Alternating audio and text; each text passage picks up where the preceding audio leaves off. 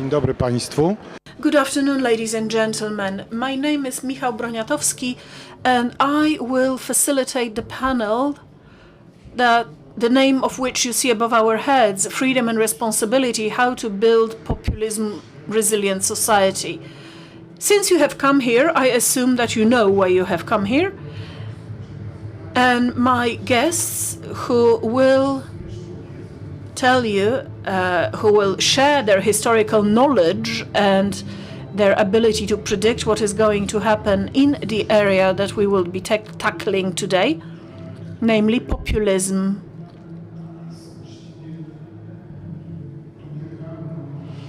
Populism is an integral, intrinsic, I would say, part of democracy ever since it exists, because there is no populism, I think, only in absolute monarchy, and there is only populism in the dictatorships that we know from the 20th century and from current century as well. My guests are Mr. Tom Palmer, Executive Vice President of Atlas Network. He recently published a book called Development with Dignity, and there is also a Polish edition of this book.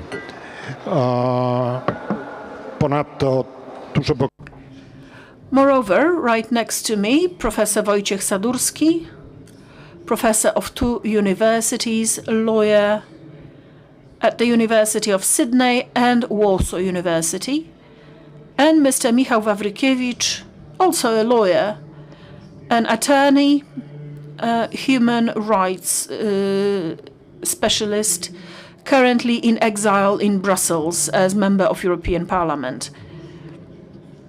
But certainly he will be able to say something sensible about things happening in Poland, and not only in Poland. Ladies and gentlemen,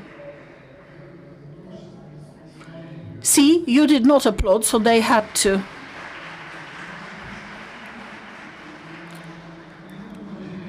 We have 1 hour to solve the most important problem the democracy has been struggling with since its inception, namely populism. It uses the tools of democracy in order to take over the power in a, well, let's call it non-meritorious way. I have a quote prepared to sound smarter. It's a quote from Winston Churchill. It's not that democracy is the worst system. Is a 5 minutes conversation with the average voter. Problem z tym cytatem jest taki, że prawdopodobnie nie. The problem with this quote is that probably it was never said by Churchill, but it is definitely the very core of what the populists are using to gain power. And I have a request to Professor Sadurski. Could you please give us a bit of a historical background, where this populism is and what is it doing to us? Well, first of all, thank you very much for inviting me here, and thank you for the introduction. The populism is doing a whole lot of things to us, depending on how we understand it. If we understand populism as a certain ideology and a social movement aiming for power by using this ideology, the populism in this understanding is an intrinsic part of liberal democracy. Populism responds to a number of doubts, grievances, and disconcert of people related to unavoidable deficits of liberal democracy. And you could say that it is kind of like the ugly relative of liberal democracy. Liberal democracy in itself is based on a very sensitive equilibrium between the democratic part, which is the power by of majority, and the liberal part, which is limiting that power. Obviously, in such a system, people will have various objections as to where the point of equilibrium is. It is possibly that Kasmade is right. He is a specialist in populism. He has this saying that populism is a democratic, non-liberal response to undemocratic liberalism. So we have those objections or grievances against liberal democracy that have always existed, regardless of what we call them. If we think about 1950s and 1960s in Europe, communist parties in Western Europe, which at certain point were called Euro-communist parties, were the direct equivalent of today's populism, because they were anti-systemic, but they participated in the democratic game of their states. Back then, it was mostly leftist populism. Now we have mostly right-wing populism. Populism also has some epistemic advantages in view of many people, because it makes reality much simpler. Sean Rosenberg, American political scientist, has formulated a number of theses about liberal mindset, populist mindset, sorry. The populist spirit or the populist mind. One of the elements of it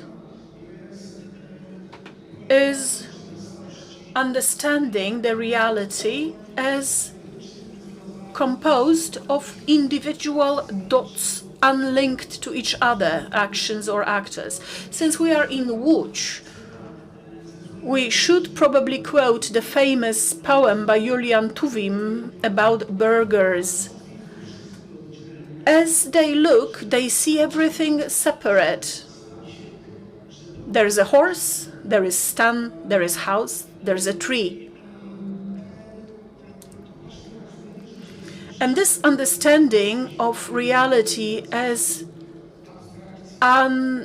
incapable of being idealized or abstracted, but composed of individual events, this makes it much easier for people to understand social reality. And since I've already mentioned Tuwim, in the same poem we have this beautiful phrase also about those burghers or bourgeois that the poem is about. And in the jungle of events, they float like ghosts. And this is sort of the foreshadowing of the simulacra theory by Berliard, where certain images that are supposed to have an equivalent in reality replace the reality and they take a life of their own. So when an American politician says they are eating cats and dogs, it's about a certain migrant community in one of the American cities. This heats up all the algorithms to the point of becoming red, and it attracts many, many more people than a rational dispute would. So these are the reasons why populism as ideology, as a movement, has always existed, it does exist, and it will continue to exist, always. But I'm interested in the other aspect of populism, which is populism at power. Populism as a system of governance, as an alternative to democracy, as, in a manner of speaking, alternative constitution. Since both MP Wawrykiewicz and myself are lawyers, as lawyers we are much more interested in what populists do rather than what they say. So from this perspective, for me, populism is first and foremost a system of governance that is a hybrid system, halfway between democracy and authoritarianism. It takes free competitive elections from democracy, not always fair, but free and competitive, and a relatively low level of state violence. And from authoritarianism, it takes a complete rejection of checks and balances, division of powers, and the rule of law. And as such, as a hybrid, I do believe populism is episodic in nature.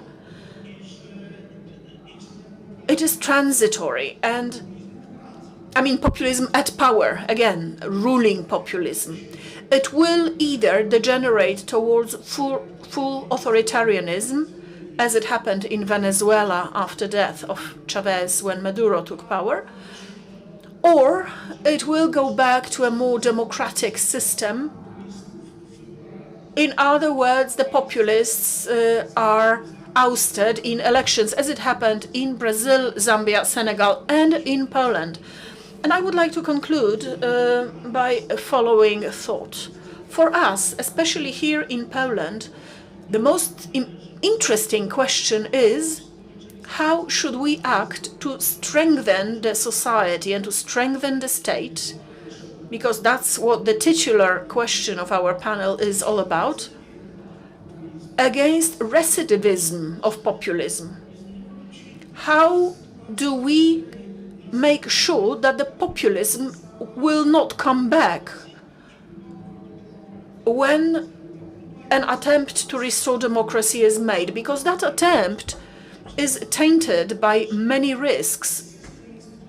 First and foremost, that the institutional system left behind by populists is a minefield. Detonating those mines is very difficult, especially if they require departure from a traditionally understood legalism. So the main dilemma of a post-populist state at risk of return of populism, as we see in Poland, especially after the recent presidential election, I see it as a dilemma between depolarization and consolidation.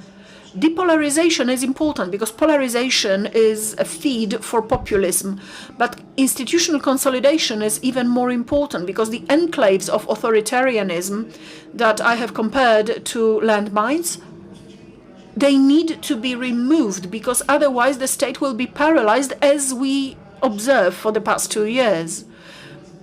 Paralysis of reforms undertaken by democratic powers. Of course, it will have a negative impact on depolarization because many people and many groups have a vested interest in the previous system returning. So depolarization without consolidation threatens a complete paralysis of reforms. Hence, consolidation, including institutional consolidation, ousting illegal institutions, extra-legal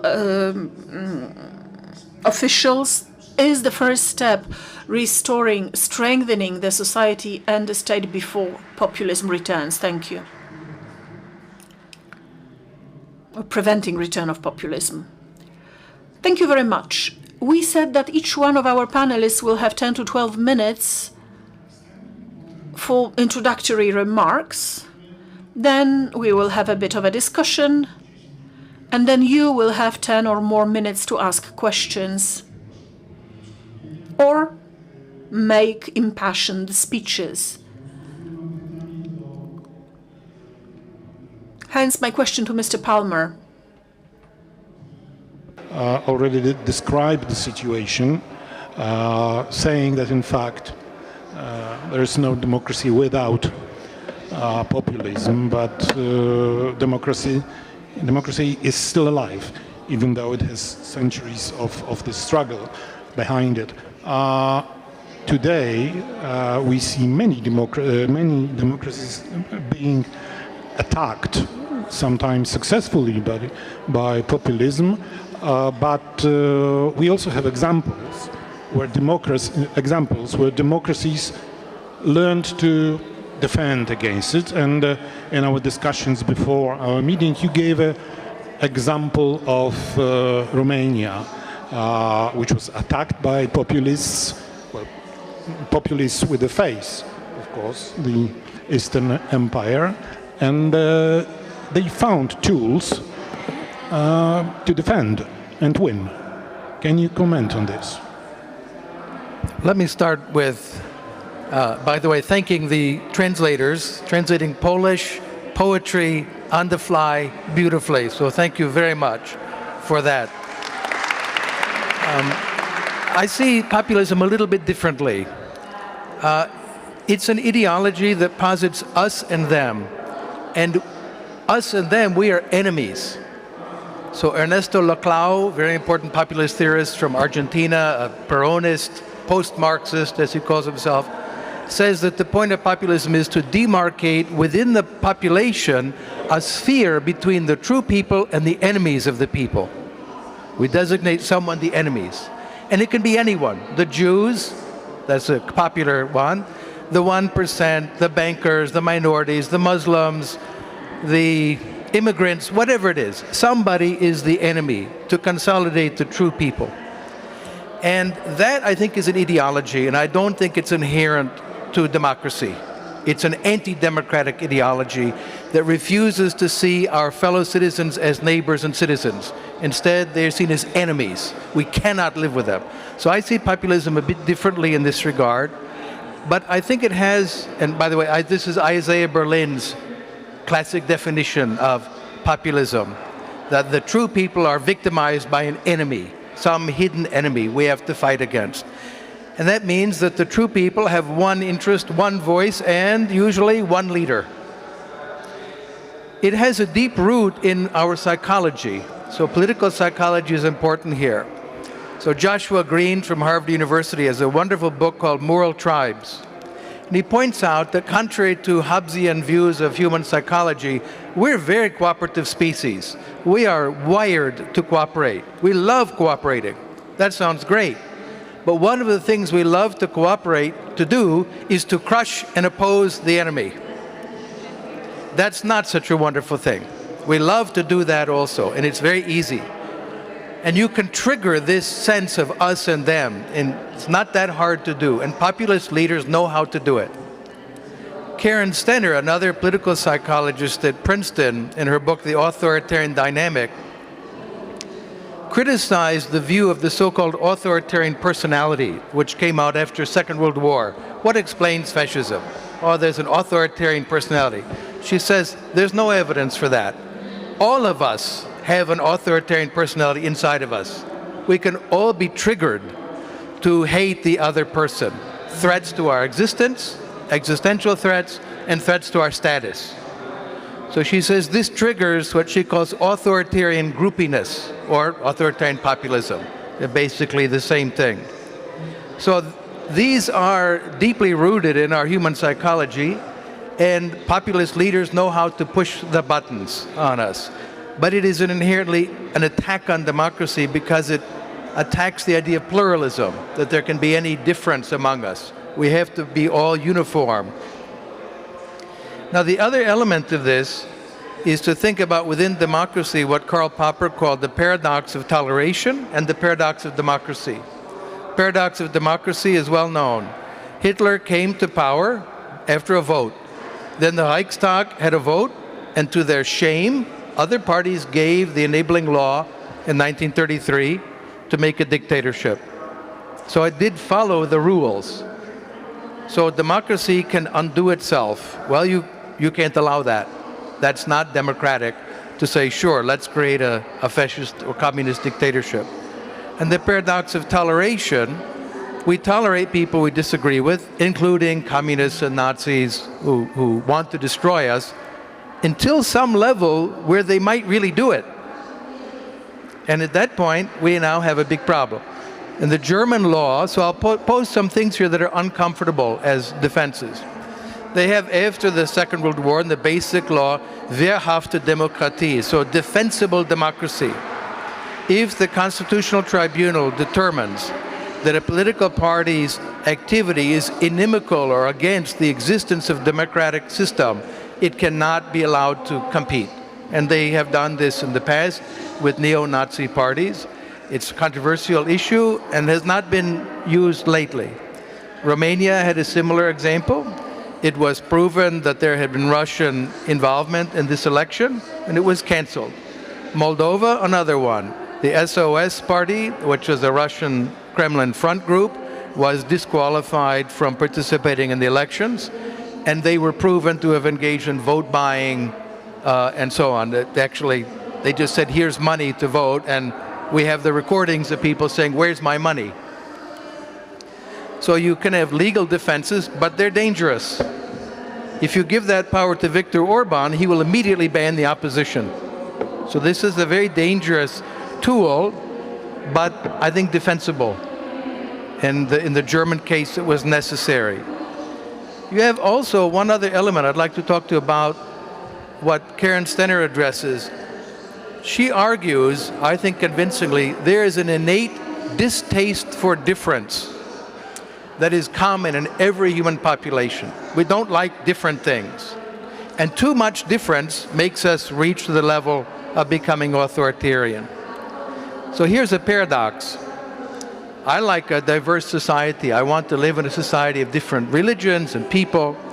Every time there's a celebration of diversity, people have a big party, everyone's different, it turns out that really annoys the people who have a high distaste for difference. It makes them angrier and more anti-democratic. So sometimes celebrations of diversity have the opposite effect. They undermine the support for diversity. Better to say we have some sameness. We're all Polish citizens. We all love our country, even though one is Catholic, Orthodox, Protestant, Jewish, Muslim, etc. We have something in common. This was one reason why America has had, for all of its problems, a long run, up until now, of democracy. Because they made the idea that you are an American governed by the Constitution. That's common, not a religion, not a language, but the Constitution. So we need to promote sameness. And this sameness is to be members of a free country. And I think Poland is well positioned for this. Polish history is a history of freedom. And that needs to be stressed. Poland was a pioneer of religious toleration under with the Sejm and the multi-confessional commonwealth that they had here. They were pioneers of constitutionalism. That seems to me is a better Polish identity that ties everyone together, that we can celebrate as a kind of sameness. And then one more controversial point. I've noticed in Ukraine, the war and the invasion made Ukrainians more liberal. Very strange. Normally it has the opposite impact when you hate the enemy. But when the enemy is a totalitarian genocidal state, you say we want to be different from that. How are we different? We are Democrats. We are liberals. We have a Jewish president. We have a Muslim defense minister. We have an Orthodox prime minister. You can live your life in Ukraine. Ukraine has become more free and more liberal because of the presence of an enemy other that's totalitarian. And I think that liberals should think about that, that presenting the totalitarian menace can revive the identity of being a citizen of a free country. But it's a bit of a paradox. I don't like that way of demonizing the others. But when the others are Nazis, I'm okay with it. If you say the alternative is Nazis, okay, fine. They're the enemy, and we're us, the free people. And I think we should utilize that in the current Russian invasion of Europe. Thank you very much. One remark before I ask Mr. Wawrykiewicz to say a few words. Tom, you said that Ukrainians were mobilized to become liberal, as opposed to other societies are mobilized by an enemy which is imaginative enemy, like Jews or Germans or whatever. And in this case, the society becomes less liberal. Is it a contradiction or is it the rule? I think that's quite understandable, because when Carl Schmitt, who was really one of the fountainheads of this kind of populist thinking, a particularly malevolent but very brilliant legal theorist in Germany, said friend and enemy, most people read him in a shallow way. They think he means the enemy is the external enemy. It's clear when you read his documents, it's the Jews. It's the internal enemy that he's concerned about. Create a German identity by distinguishing them from the Jews, and then of course from the Slavs externally, but the Jews were number one, the enemy, as he saw it, of the German folk. And this was of course an insane fantasy that they concocted, but it was murderous. It led to a nightmare. But here we have, if you're, let's say, Poles facing the Nazi invasion, or Ukrainians facing the Putinist Russian invasion, you have a real enemy that is actually totalitarian. And I'll give you a small example of this. Opinions about the right of people to have same-gender couples. This was not very popular 10 years ago in Ukraine. But there are so many openly gay service people, men and women, fighting on the front, who are open, and the soldiers say, you know, Oleg's not a bad guy, and he would die for me. I'll let him spend time with his boyfriend, or I'll let her spend time with her girlfriend. It's a really remarkable thing that this threat of this monstrous totalitarian state made Ukrainians paradoxically in some ways more open-minded. And we should use this to our advantage also to say Poland is a free country. We don't persecute people, unlike Russia, where they do. Okay. Thank you very much. Dziękuję bardzo. Teraz poproszę... Thank you very much. Now I would like to give the floor to Mr. Wawrykiewicz. You will get 2 minutes more to speak. Mr. Wawrykiewicz is a practitioner. First, he was dealing with the human rights protection in Poland. Now he is involved in drafting European legislation in Brussels and in Poland. And in Brussels, he deals with populists. Well, not only populists, they are populists who have tools to disturb or even to damage, destroy, damage some ideas, some proposals, some offers. Would you like to talk about this? Oh, no, that's a good subject. Good afternoon, ladies and gentlemen. Let's first talk about the definition. Professor Sadurski has mentioned it. In the European Parliament, very often we hear these two notions as synonyms, populists and autocrats. And it's not quite like this. To me, it's like alleviating the meaning of autocrats or populism. Because I think populists can operate in the democratic system to a certain moment. But they have this claim.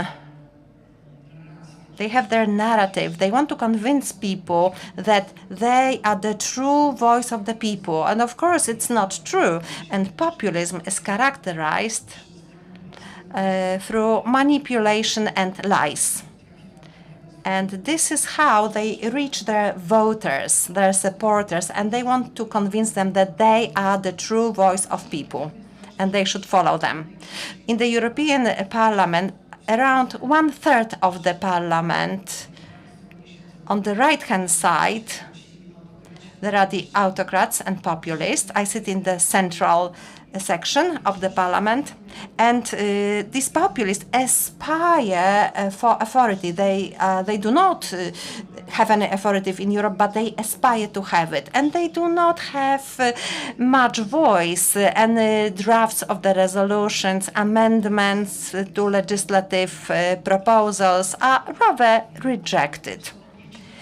They are covered by the so-called sanitary cordon This is the phrase we use in the European Parliament. So democratic parties do not cooperate with them, they do not voice together with them, they treat them like somebody who is infected with a disease. And these autocrats say, well, we were elected in a democratic manner, and you're trying to exclude us. We were elected by people. We are MPs. So I always tell them that you are here to deconstruct the European Union. You are against the European rules. You always say that you are against this project, that this is a wrong project, that should be dissolved. But you are here, so in a way, you are an agent of evil for the European Union project because you want to damage it. I would also like to say something as a practitioner, how we should fight with the populists. Professor Sadurski was saying about it. He said that we shouldn't get back to autocracy in the situation where we had managed to reject it. A couple of days ago, I was in Budapest. There was a big protest by Peter Magyar, representing TISA, and thousands of people marched through Budapest. It was a huge event, the biggest protest of opposition after the year 1989.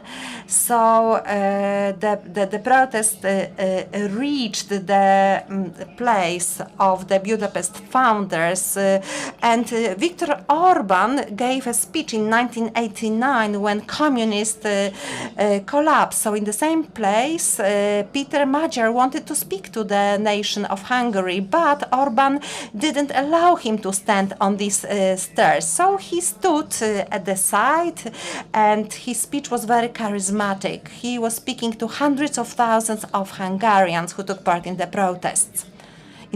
Peter Magyar and the TISA's MPs also are in the European Parliament. I support them very much. I think they are the only hope, real hope, that next year, on the 12th of April, Hungary will change after 16 years, and this populist authoritarianism of Viktor Orban will come to the end. And they often ask me, what should they do on D-Day when they get power? What to do to be effective?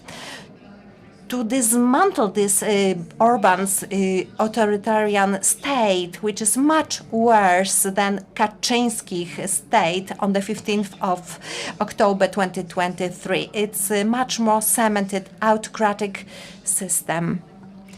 I am a counter-reporter in the procedure under Article 7 in the treaty taken for the Hungarian government, which infringes the basic EU values, such values as the rule of law. So I went to Budapest with an official mission. So I met with representatives of the government. I met with the rest what has stayed from the civic society and the free media. And I could see that the situation is much more complicated to get rid of this autocracy. There are no major media. There are only small free media. Hungarian society is very weak. There are no independent courts or prosecutors' offices. It lasted 15 years. Even Hungarian business is governed by Viktor Orban. Peter Magyar and his staff asked me what they should do on the day when they are elected. And I tell them, be like a thunder. Your actions should be swift, like a thunder from heaven. You cannot delay. You cannot hesitate. You cannot accept. Several days ago, I spoke with a friend of mine from Łódź. He was in Brussels, and we had a conversation.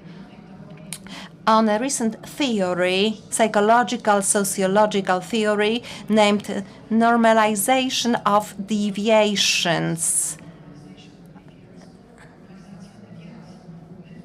So, in such a reality, this reality is described by different symmetries, and we can function in this reality. So we accept that this crooked reality is the right reality. So we accept that the neo-judges have been appointed to their positions, but they are judges. That Julia Przyłębska and now Święczkowski High Court of Justice is the right court of justice. We should read the judgments. We should consider how to implement the judgments. So this normalizations of deviations is a great obstacle to restore the rule of law in a state that was affected by long-term procedure of destroying democracy.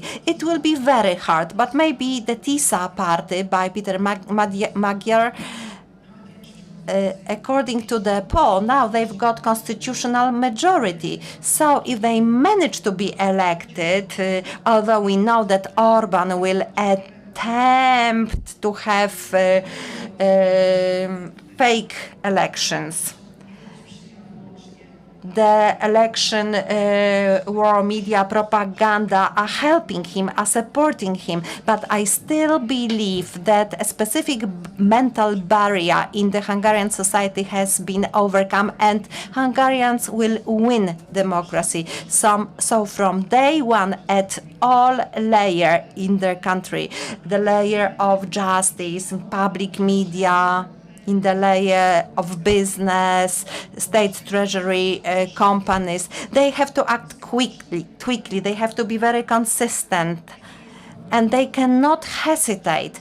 Our experience of the past 2 years, in my opinion, show that the normalization of deviation is not the right way to restore the rule of law or restore democracy. In this process, which is an unprecedented process. In Poland, actually, the situation that happened in Poland now is a very unique situation in Poland. So this lesson from Poland from the past 2 years show that swift actions without hesitations are effective. If you dilute your activities, if you try to negotiate with the evil, negotiate with those who have decomposed the system, in my opinion, is not the right prescription. It is not fruitful. Good fruit can be obtained through fast activities without hesitations. To end, I would like to say something about populism. I've already mentioned it at the beginning of my speech. Populism is using manipulation, lie, propaganda, fake news. So it has to be opposed by the narrative which will reveal the lie, the manipulations. And the narrative from the civic society, that is a very important pillar of democratic state. It is and you have to use comprehensive language understood by the recipients. We did it under Free Courts Initiative throughout the first years of our activities. We were making educational videos, social media messages. So we're trying to explain these complex issues concerning infringement to the rule of law. So we were using simple, easy language to reach as many people as possible. And that pretty much is the recipe for revealing the truth under the manipulated narrative of the populists. Thank you very much.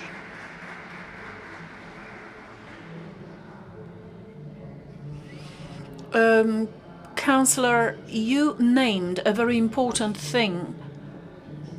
I believe, regarding not just contemporary Poland, but it touches us the most, but pertains to us the most, but in general, all countries that are the populism that aims to destroy democratic norms. This is called normalizing deviation. I would go further. As we know, politics is a set of instruments serving the purpose of gaining power or keeping power. And the populists have built instruments that are alien to us here. Lies, insults, pitting people against each other. We could name many. And now the moment comes when liberal politicians have to find some sort of language as well, find activities that will lead them to gain power or keep it. And this is the current case of Poland. So, should politicians, in responding to what the populists do, should politicians respond in an equally brutal way? Maybe not the same language, but same brutality. One of the ways is just, to cut everything off the day after elections. Poland was not able to do that, not because of cowardice, but because the authorities, the government, wanted to show that things can be done in an honest and legal way. Ultimately, it turned out that you need to employ Minister Żurek. No, legal, but I mean the method of acting. So the question is, how far does liberal democracy, to what extent does it have the right to use brutal language? Professor? Well, this question is sometimes asked or presented as, in order to restore the rule of law, can you break the law? Break the rule of law. And all this, attitude that you cannot do it is really very misleading and demagogical, because what we have in Poland, and it's quite different in Hungary. In Hungary, Orban was able to introduce a populist constitution. So it is more difficult to say that the authorities violate constitution. But in Poland, peace was ruling by violating constitution and passing laws that are unconstitutional, and by conserving institutions that were specially positioned and reinforced enclaves of peace in case of losing power. So I do not see removing that state as brutality, because I reject the symmetrism view, saying, but you do the thing and you do the same thing they did, and when they regain power, they will also say, you did it, we will do it too. That's a fallacy, because they don't need this kind of arguments. Just like they didn't need any arguments to do what they've done to the Constitutional Court and the Supreme Court, as MP Wawrykiewicz said. So I do agree with Mr. Wawrykiewicz that speed is important. He gave a very good advice to Hungarian friends, and it is also applicable to Poland. The time factor is extremely important. The pace of change is as important as its direction, and the sequence is the most important, because they have destroyed the institutional structure of democracy so widely that things cannot be fixed at once. You have to identify key elements that poison the most all the elements of the system. I'm not thinking of it in terms of brutality. However, most certainly restoring democracy and institutional rule of law, which must break the legality, because legality means conforming to or compliance with regulations that are in force, and it will mean respecting those enclaves created specifically for the case of losing power. Democracy cannot be so powerless. And maybe just one word to Tom about militant democracy. Sometimes we hear these notions. Even Prime Minister Tusk once called militant democracy in a most unfortunate way, and of course the right wing cannot forgive him that. Go to the flanks, abolish communists and neo-Nazis. This was done in 60s, 70s, but then it was over because Bundesverfassungsgericht decided that the Nazi party that existed there was so infiltrated by special service that there is nothing to abolish effectively. But this militant democracy in which prohibiting political parties and limiting freedom of speech is deadly when fighting populists, because as opposed to small armed groups that later get power and want to and reach for power by violence, populists do not work that way. They nominally declare that they are the true democracy because they express the true will of, the mythical we the people, and they do not want to apply violence. They apply various methods of corruption and so on, but not armed violence, like Nazi fighting groups in 1930s. So we should place militant democracy where it belongs, the historical archive.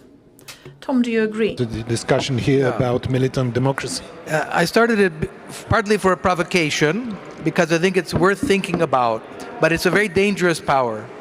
But we did see it used in Romania effectively, the fundamental principle, and I think that was correct in that outcome, and also in Moldova.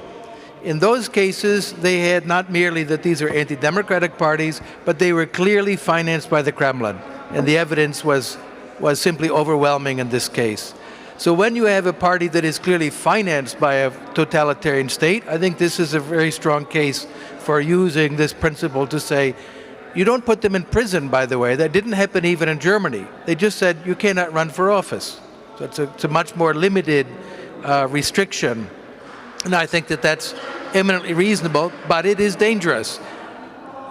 Something that has been raised here that we're facing now in the United States, because democracy and the constitutional government is disappearing before our eyes. It's unbelievable how fast this is happening.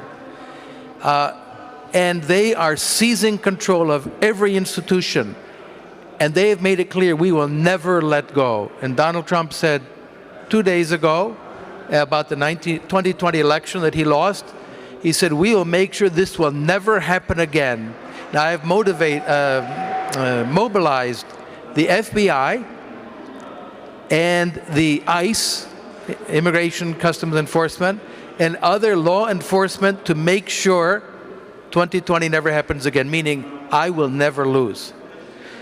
If they are defeated in the next midterm elections, it's possible but unlikely in my opinion, there needs to be absolute war on this, because they have politicized every single institution, and they have said, no, they politicized it first. So this is their approach, the tu quoque approach and logic, you too, right? Every insult we push back at them. But it's going to be very hard, and I am very frightened that America is ceasing to exist, that in 2 years there will be no United States unless something can be done at the electoral level to stop this juggernaut. Nie 2, tylko 3, bo za 3 lata. Not 2 years, 3 years. But let's not nitpick. I mean, we show to the United States that Poland was first. It's not like Trump came up with all of that. Here, by hands of peace, we have led to a situation in which the state was effectively demolished. But was it demolished completely? Let us go back to the question on how to build a society that is resistant to populism. Does it make sense to build society? Should we maybe fight populism on the political level? On the level of political rivalry or ideological disputes, but without engaging or educating the society at large, the public, because frankly, I doubt it's possible. Well, this struggle should go on not only on a political level, but also on legal level, institutional. But the struggle at the level of engaging civic society, given even my personal experiences and experience from Poland 2015-2023, yes, definitely. The role of civic society is paramount, not only in terms of education, but also effective action. That fight for the rule of law, the Committee for Defense of Justice that I had the pleasure of co-founding, defending the huge number of judges. We had 250 repressive litigations against Polish judges and prosecutors, and the lawyers were able, pro bono, to take it over and carry it to European courts, which, I mean, the case law was built that is extremely important, not only for Poland, but also for entire Europe, in terms of standards of judiciary independence and the pillars of democracy. But I wanted to oppose against the statement that, in Poland we wanted to do something in a way that was legal, elegant, cultural, but later we had to apply methods that are not entirely legal.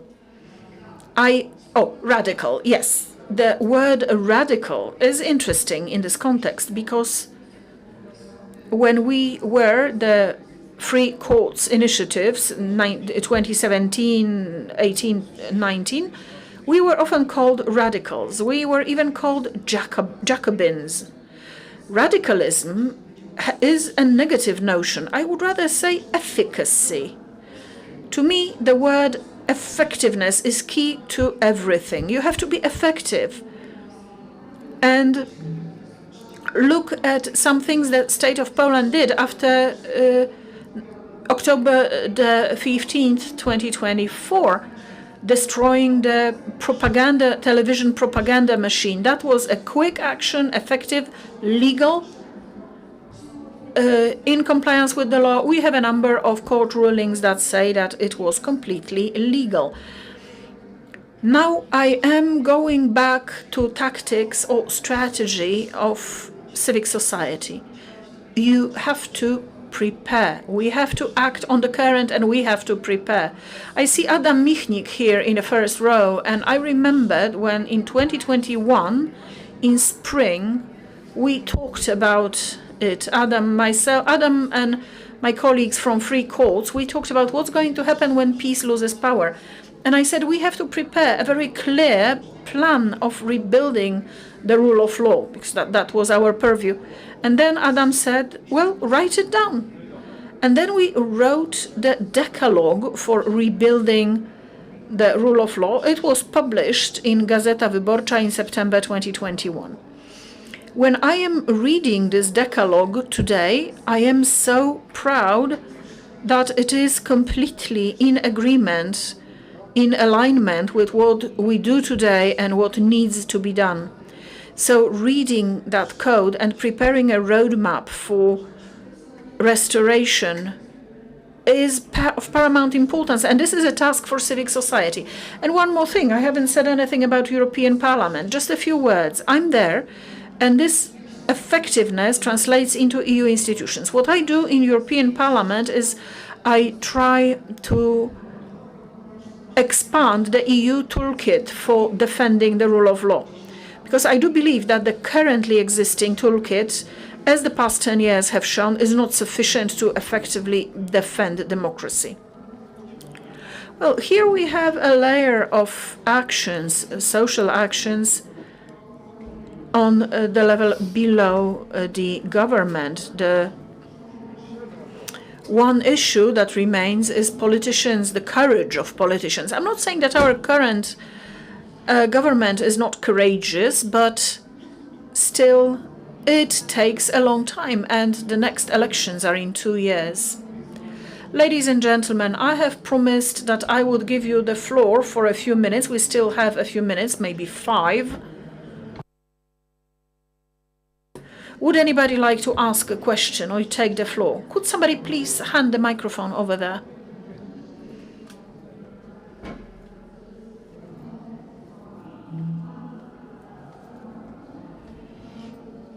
Thank you so much. I'm Edith Gut-Przybylska from the Polish Academy of Sciences, and Jestem z Polskiej Akademii. panel, I wanted to reflect on a couple of ideas, bundling them with questions.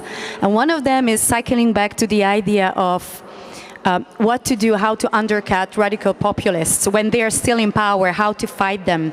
And I was wondering, what do you think about this? Because one might think that banning these parties, as it happened in Germany, and targeting them the same way like as it happened in Romania, might be seemingly just buying time for democratic forces, because there is at the same time some sort of a societal backlash, and these parties are getting stronger very often.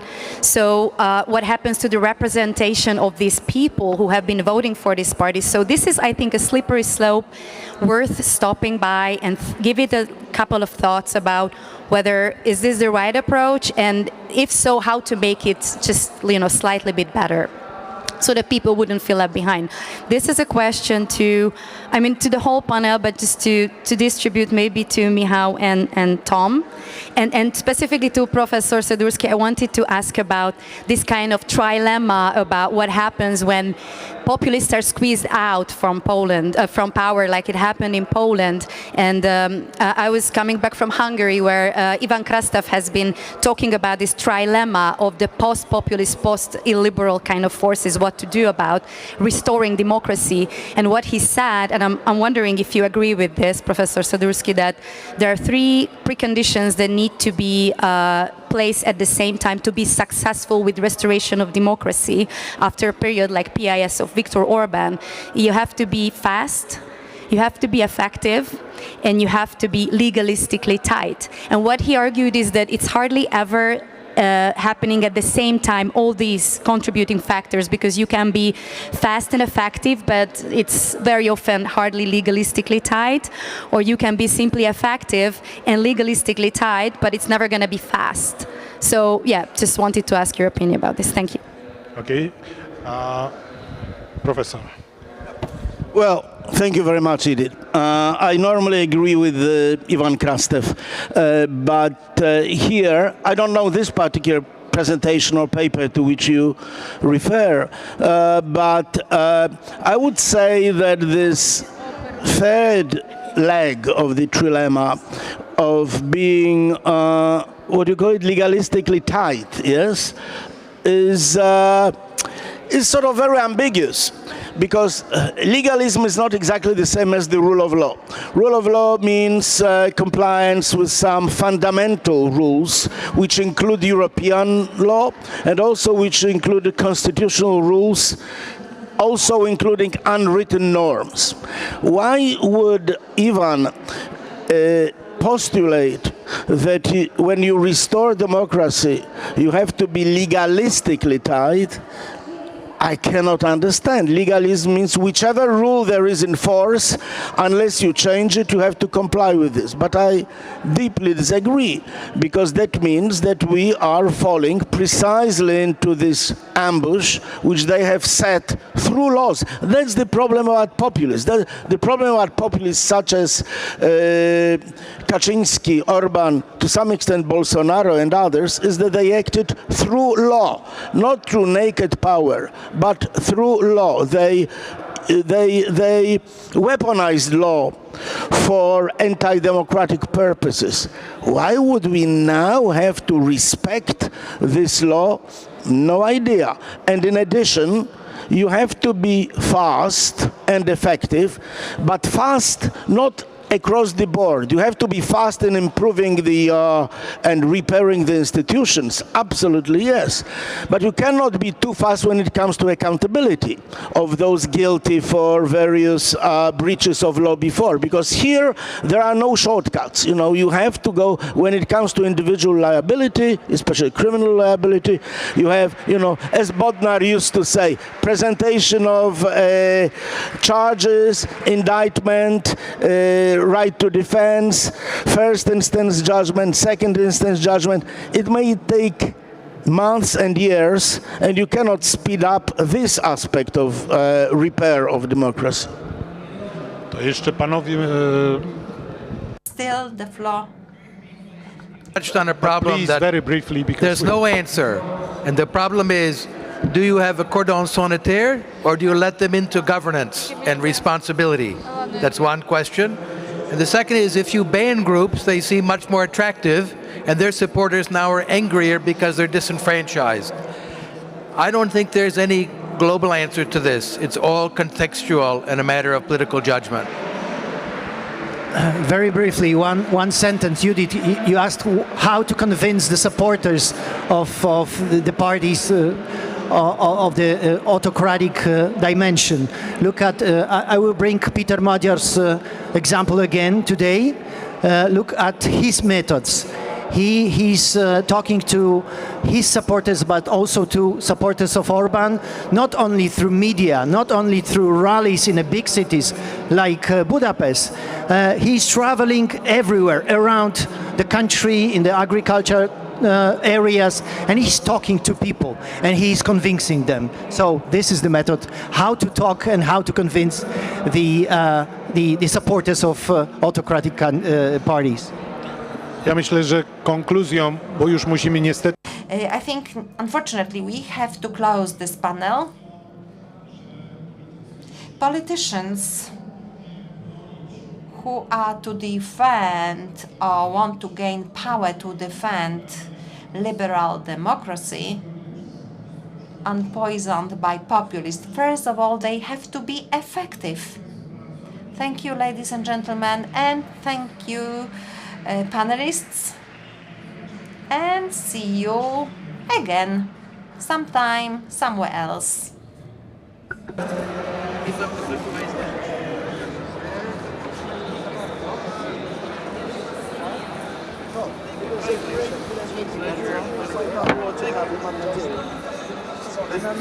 I will not.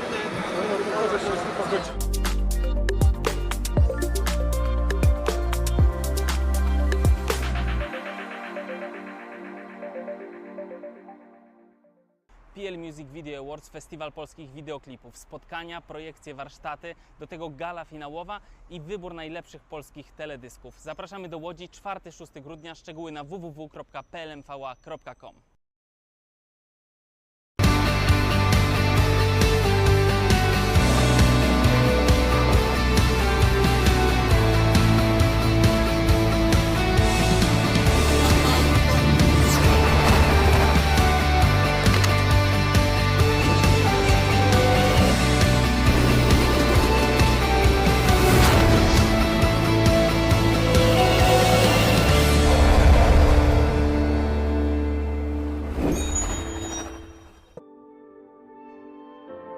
It can look like this, or like this. It is threatened, but it is our responsibility to protect it. For each person, it means something different. But when we reach it, we all know what it looks like, what it sounds like, or how it feels. And if we all fight for it, it will eventually bring us together. Freedom.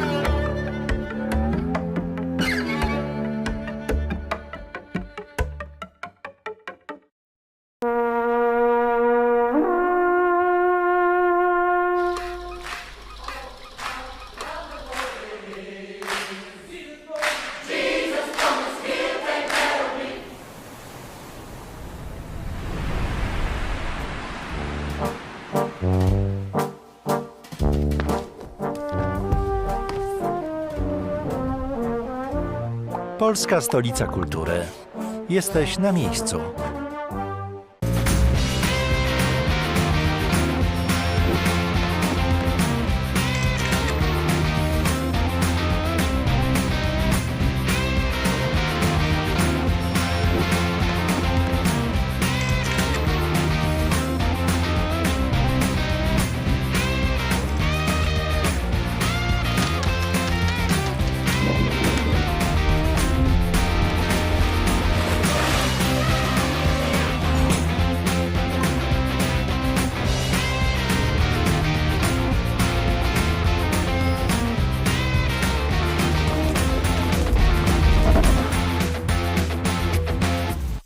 Kiedy zapala się lampka on air, to jest najlepszy moment. Nie ma jednego instrumentu, który lubię najbardziej. To zawsze jest kontekst. Uwielbiam sport bez obrazu właśnie z tej perspektywy, kiedy to ja mogę ten obraz kreować.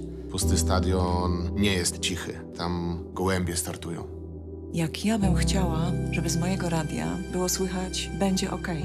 Ono może być cichutko w tle. Radio, które jest przyjacielem tego odbiorcy, przyjacielem człowieka. W kinie doceniam prawdziwe emocje. Na boisku pilnuję czystej gry. W kuchni poszukuję autentycznych smaków. Ale w internecie jest to trudniejsze. W internecie wobec informacji też trzeba być sędzią. Dezinformacja jest jak bramka strzelona ze spalonego. Więc jeśli coś we mnie wzbudza emocje, daję sobie czas. Może ktoś specjalnie chce mnie zagotować, bym uległa manipulacji. Filtruj informacje. Sprawdzaj ich źródła. Nie masz pewności? Nie udostępniaj. Postaw na czysty przekaz. Do PKO Banku Polskiego przenosi się nowy klient. Weź się, przenieść się jest easy. Czaruś, wytłumacz. Otwierasz konto w PKO Banku Polskim i masz święty spokój. Przeniosą kasę i zlecenia stałe, a pracodawcę poinformują. Ogarniesz to przez internet, bo to dobry bank jest. Ej, widzę cię. Wolisz w oddziale? Dawaj do nas. Otwórz konto w PKO Banku Polskim i dołącz do 12 milionów klientów. PKO, twój bank polski. Myślisz, że to ktoś wyjątkowy. Miłośnik kultury. Kto sypie cytatami z pamięci. A to może być ktoś, kto na wakacje pakuje książkę. Tę samą co rok temu. To możesz być ty. Bo czytanie nie jest dla wybranych. Jest dla wszystkich.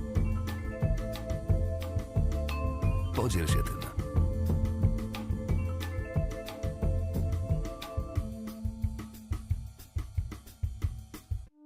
Well, Atlas Network is, as the name suggests, a network, and it's global. We work all around the world. We're based in the U.S. It's a network, that is to say, organizations that share common values of limited government, of free enterprise, personal liberty, of personal responsibility. Atlas Network provides training and support to help build capacity, but most importantly, we give our partners the tools they need to be successful.